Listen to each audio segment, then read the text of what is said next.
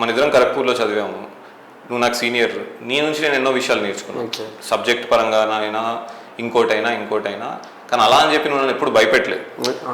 పాజిటివ్గా ఇట్లా చేస్తే బాగుంటుంది, అట్లా చేస్తే బాగుంటుంది అని అలాంటి పాజిటివిటీ క్రియేట్ చేయాలి అన్నది నా ఆలోచన అనమాట. అంటే భయం లేని ఒక అట్మాస్ఫియర్, ఫ్రీడమ్ ఉండే ఒక అట్మాస్ఫియర్. ఫ్రీడమ్ అంటే ఏదైనా మనం అడగొచ్చు, మనల్ని జడ్జ్ చేయరు, మనల్ని సరే నవ్వాడు ఇట్స్ ఓకే, హ్యాపీ, నేను నవ్వుకోవడానికి కారణం అయ్యాను, ఇట్స్ ఓకే. నేను ఒక డౌట్ అడిగాను, ఇదేం డౌట్ రా అని నవ్వుతాడా, ఇట్స్ ఓకే. అలాంటి ఫీలింగ్ స్టూడెంట్కి క్రియేట్ చేయాలి. ఎలాంటి క్వశ్చన్ అన్నా అడగగలగాలి. ఏది అంటే కొన్ని క్వశ్చన్స్ కాస్త పెద్దవాళ్ళకి సిల్లీగా అనిపించవచ్చు, ఇరిటేటింగ్ అనిపించవచ్చు. అలాంటి టాక్సిసిటీ, అలాంటి నెగిటివిటీ లేని అట్మాస్ఫియర్ క్రియేట్ చేయడం మా ఉద్దేశం. ఐ థింక్ గత 13 ఏళ్ళుగా ఆ ఆస్పెక్ట్లో వీఆర్ హైలీ సక్సెస్ఫుల్ అని నాకు అనిపిస్తుంది. ఓకే భరత్, సిచ్యువేషన్ ఏంటంటే నీ 9 ఎడ్యుకేషన్లో బేసికల్గా యంగ్ ఫ్యాకల్టీ ఉందని అంటున్నారు, కానీ పేరెంట్స్ అడిగేది ఏంటంటే సరే sir young faculty plus IIT వాళ్ళు మంచి టాలెంటెడ్ ఉంటారు అంటారు, కానీ ఎక్స్పీరియన్స్ అనేది మ్యాటర్స్ అనేది వాళ్ళ ఒపీనియన్లో ఉంది. ఫ్యాకల్టీ మీ దగ్గర ఉన్నారా లేదు? అసలు నాకు 2 ఆప్షన్స్ ఉన్నాయి. ఇప్పుడు జనరల్గా మన హైరింగ్ ప్రాసెస్లో ఎక్స్పీరియన్స్డ్ టీచర్స్, 40 ఏళ్ళ పైన ఎక్స్పీరియన్స్ ఉన్న టీచర్స్ అందరూ అప్లై చేస్తూ ఉంటారు, అది సర్వసాధారణం. మాకు 2 ఆప్షన్స్లో మేము ఎక్స్పీరియన్స్, ఇప్పుడు 40 ఏళ్ళ ఎక్స్పీరియన్స్ కన్నా కూడా ఒక 5 ఏళ్ళ టీచింగ్ ఎక్స్పీరియన్స్ ఉండి ఎంపతి ఉన్న టీచర్స్ని తీసుకుంటూ వచ్చామన్నమాట. సో ఈ 9 ఎడ్యుకేషన్ అనే ఆర్గనైజేషన్లో you cannot expect 40 years experienced teachers.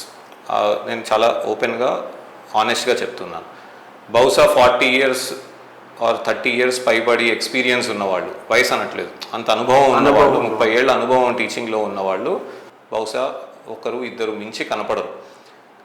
5-6 ఏళ్ళ టీచింగ్ ఎక్స్పీరియన్స్ JEE పరంగా ఉన్నవాళ్ళు మాత్రమే కనిపిస్తారు. సో ఇది మేము చేసుకున్న చాయిస్ అనమాట. అంటే ఇలా మాకు కావాలి అని మేము చేసుకున్న చాయిస్, రైట్. అలా చేయడం వల్ల మాకేమవుతుందంటే ఎక్స్పీరియన్స్ కన్నా ఇంపార్టెంట్ ఆస్పెక్ట్ ఒకటి మాకు తెలుస్తుంది, అదేంటంటే ఎంపతి. నా దృష్టిలో ఒక మనిషికి హయ్యెస్ట్ ఫార్మ్ ఆఫ్ నాలెడ్జ్, ఇప్పుడు నేను ఒక టీచర్ని, నేను మ్యాథమెటిక్స్ చెప్తాను, నాకు మ్యాథమెటిక్స్ మీద నాలెడ్జ్ ఉంది, కమాండ్ ఉంది, కానీ దానికన్నా హయ్యర్ ఫార్మ్ ఆఫ్ నాలెడ్జ్ ఏంటి అంటే ఎంపతి. అంటే వేరే మనిషి ఎలా ఆలోచిస్తున్నాడు అని నేను ఆలోచించగలిగితే అదే హయ్యెస్ట్ ఫార్మ్ ఆఫ్ నాలెడ్జ్ అన్నది నా ఫీలింగ్. సో ఈ ఎంపతి ఏ టీచర్స్కి అయితే ఉంటుందో, ఏ హ్యూమన్ బీయింగ్స్కి అయితే ఉంటుందో, వాళ్ళ ఎక్స్పీరియన్స్ 40 ఏళ్ళు లేకపోయినా కూడా 5 ఏళ్లే ఉంది, 4 ఏళ్లే ఉంది, స్టిల్ ఎంపతి ఉండడం అనే దాన్ని మేము ఎక్కువ ప్రయారిటైజ్ చేస్తున్నాం అనమాట. సో దట్ స్టూడెంట్ని అర్థం చేసుకోగలిగే క్యాలిబర్ వాళ్ళకు ఉంటుంది ఎంపతి ఉండడం వల్ల, వాళ్ళలాగా ఆలోచించగలుగుతున్నారు. సో వాళ్ళకి తగిన సొల్యూషన్స్, వాళ్ళకి తగిన సూటబుల్ ఇది చెప్పగలుగుతారు అన్నది మా ఆలోచన అనమాట. సో అందువల్ల ఎక్స్పీరియన్స్డ్ టీచర్స్ కన్నా కూడా మేము యంగ్స్టర్స్ని, ఎంపథెటిక్ టీచర్స్ని, లాజికల్ థింకింగ్ ఉన్న టీచర్స్ని, ఫ్రెండ్లీ టీచర్స్ని ఎక్కువ ఎంకరేజ్ చేస్తున్నాము. ఇన్ఫ్యాక్ట్ లాస్ట్ ఫ్యూ ఇయర్స్గా, లాస్ట్ 3-4 ఏళ్ళగా మేము గమనించింది ఏంటంటే పిల్లలకు కూడా అదే కావాలి. అంటే ఒక పాతకాలంలో ఒక టీచర్ కమాండ్ చేస్తే మొత్తం 100 మంది సైలెంట్గా ఉండడం అనే వ్యవస్థ వద్దు, స్టూడెంట్స్కి కూడా వద్దు, నాకు తెలిసి పేరెంట్స్కి కూడా అది వద్దు, నాకైతే అసలే వద్దు. ఎలాంటి సిస్టమ్ ఉండాలి అంటే క్లాస్లో 100 మంది ఉండకూడదు, అసలు క్లాస్లో 30 మందో 40 మందో ఉండాలి.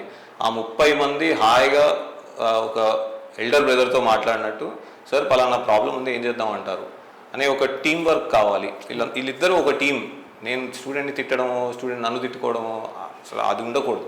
వీళ్ళిద్దరూ ఒక టీము కలిసి చేయాలి అన్న ఆలోచన ఉంది. అందువల్ల మేము గమనించింది ఏంటంటే యంగ్స్టర్స్ అయితే వాళ్ళని ఈజీగా అర్థం చేసుకోగలుగుతున్నారు. సార్ నేను ఇవాళ ఇన్స్టాగ్రామ్లో ఒక రీల్ చూశాను సార్, దాంట్లో వాడు ఏదో చెప్దాం అనుకుంటుంటాడు స్టూడెంట్, అదేంట్రా నువ్వు ఇన్స్టాగ్రామ్లో రీల్స్ చూడడం ఏంటి, చదువుకోవచ్చు కదా, నేను తిట్టేయచ్చు వెంటనే. అవునరా నేను కూడా చూశాను, దాంట్లో ఫిజిక్స్ చాలా బ్యూటిఫుల్గా ఉంటుంది అనే డిస్కషన్ నేను ఎంకరేజ్ చేద్దాం అన్నది నా ఆలోచన అనమాట. And it has been a highly successful model. స్టూడెంట్స్కి దానివల్ల చాలా ఎక్సలెంట్గా సబ్జెక్ట్ కమ్యూనికేట్ అవుతుంది అండ్ ఎక్కువ రోజులు గుర్తుండేటట్టు కమ్యూనికేట్ అవుతుంది. ఓకే, కానీ నేను ఏమనుకుంటానంటే ఎక్స్పీరియన్స్ ఫ్యాకల్టీని తీసుకుంటే వాళ్ళకి ఎక్కువ శాలరీ ఇవ్వాల్సి వస్తుందేమో రైట్ అని నేను అనుకోవచ్చా? ఆనెస్ట్గా చెప్పాలంటే IITiansకే ఎక్కువ శాలరీ ఇవ్వాల్సి వస్తుంది. ఎందుకంటే మీకు తెలియదు కాదు, ఐఐటి నుంచి గ్రాడ్యుయేట్ అయిన తర్వాత వాళ్ళకి ఎలాంటి ప్యాకేజెస్ ఉంటాయి, ఎలాంటివి వదులుకొని టీచింగ్లోకి వస్తున్నారో మీకు తెలుసు. సో సరే ప్యాషన్తో టీచింగ్లోకి వచ్చారు, బాగానే ఉంది. కానీ ఫైనాన్షియలీ వాళ్ళు సాటిస్ఫై అవ్వకపోతే వాళ్ళ మైండ్లో, మనకైనా కూడా వాళ్ళ మైండ్లో అరే నేను ఇది కాకుండా అది చేస్తూ ఉంటే నాకు ఇంకా కాస్త ఎక్కువ డబ్బులు వస్తాయి కదా అనే ఒక ఎప్పుడు అది లాగుతూ ఉంటుంది. సో అది లాగుతూ ఉండడం వల్ల వాళ్ళు ఇక్కడ జస్టిస్ చేయలేరు. సో ఆ శాలరీ ప్యాకేజెస్ని మనం మ్యాచ్ చేయాల్సిందే. లేదంటే ఏముంది, నెల రోజులు చేస్తారు వెళ్ళిపోతారు. 13 ఏళ్ళు ఒక టీచర్ ఉన్నాడు, అది కూడా ఐఐటిఎన్, అది కూడా ఎన్నో offers India wide, world wide, in fact globally reputed companies నుంచి వాళ్ళకి ఆఫర్స్ వస్తున్నా కూడా ఉన్నాడు అంటే ఇంకా ప్యాషన్, ఫైనాన్షియల్ నీడ్స్ సాటిస్ఫై అవ్వాలి కదా అసలు. లేదు నాకు ప్యాషన్ ఉంటే తిండి పెట్టదుగా, ఫ్యామిలీస్ ఉంటాయి అందరికీ. సో ఎక్స్పీరియన్స్డ్ ఫ్యాకల్టీతో ఆన్ పార్గా ఇన్ఫ్యాక్ట్ వాళ్ళకన్నా ఎక్కువగానే ఇవ్వాల్సి వస్తుంది. But I think that is what they deserve. వాళ్ళు అది డిజర్వ్ చేస్తారు. సో ఇది ఒక చాయిస్ బేసికలీ. ఎక్స్పీరియన్స్డ్ ఫ్యాకల్టీకి వయసులో కూడా పెద్దగా ఉంటారు వాళ్ళు. నువ్వేమంటున్నావు అంటే బ్రదరు ఆర్ ఫ్రెండ్ అంటున్నావు కదా, పేరెంట్ లాగా ఆ ఎక్స్పీరియన్స్డ్ ఫ్యాకల్టీ స్టూడెంట్స్ ఇంకా మెంటర్ చేస్తే ఇంకా చాలా బాగుంటుంది కదా. పేరెంట్ లాగా పేరెంట్ ఉన్నారు ఆల్రెడీ. మేమేం ఆలోచిస్తున్నామంటే పేరెంట్ లాంటి మైండ్ సెట్ కోసం అందరి పేరెంట్స్ మన గురించి ఏం కావాలో అవన్నీ చేయడానికి రెడీగా ఉన్నారు. కానీ because of the generation gap, right, ఇప్పుడు ర్యాపిడ్గా టెక్నాలజీలో ర్యాపిడ్గా గ్రోత్లో చేంజెస్ వస్తున్నాయి. మొన్న ఇక్కడ చదివాను, ఒక 1950కి 1970కి పెద్దగా తేడా లేదు, రైట్. 1950కి 70కి పెద్దగా తేడా లేదు, 20 years difference ఏజ్ పరంగా. కానీ టెక్నాలజీ పరంగా లేకపోతే బయట జరుగుతున్న విషయాలు పెద్దగా డిఫరెన్స్ లేదు. 1970కి 1980కి కూడా పెద్దగా డిఫరెన్స్ లేదు. కానీ 2005కి 2006కి చాలా డిఫరెన్స్ ఉంది.